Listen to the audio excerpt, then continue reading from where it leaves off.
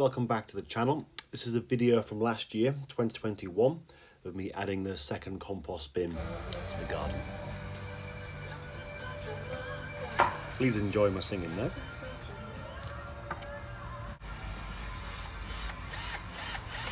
So I decided to make a second compost bin because there was just too much waste from last year. I completely filled the first bin and there was still plenty of leftover waste from the kitchen and also from the garden to make use of that I didn't want to waste. The plan for this coming year, 2022, is by the time I've filled the second compost bin, the first one, which you can see in the background, should have decomposed properly to be able to use for the garden and for all the grow beds.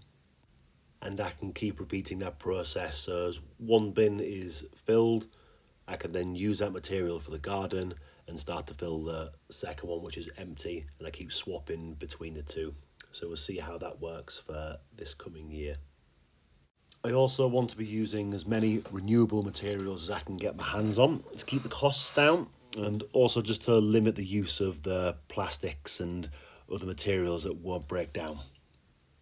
What I like about using the wooden pallets for materials is that as I build them up and none of the panels are straight, so you're leaving gaps between the walls and across the roof, which is going to allow the air, water, a bit of moisture to get into the compost just to help it break down. It's going to allow more of the insects and worms to be moving freely in between, and it's those guys that really help to break it down and make all that waste material usable for your garden.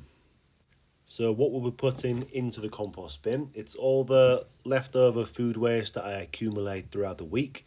So it's all the cut-offs, peelings, bread that's going off.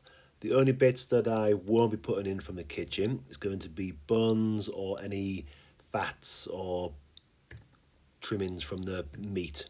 We don't want to encourage any vermin, so it's any rats or foxes, neighbours won't be too happy.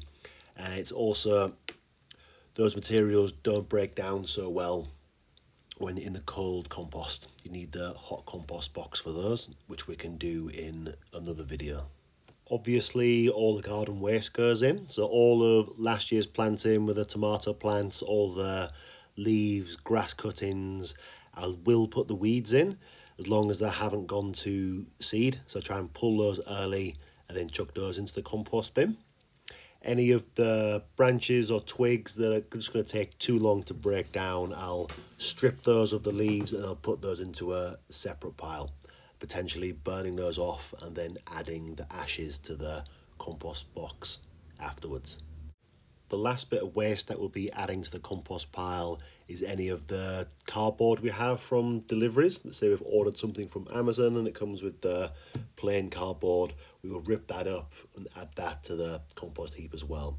The bits we won't add is anything that has got printed or vinyl over top of it. So cereal boxes and those kind of things we won't add because we don't want the inks to be running into the compost, getting it into the plants that we're growing and then into the food that we're going to be eating later on.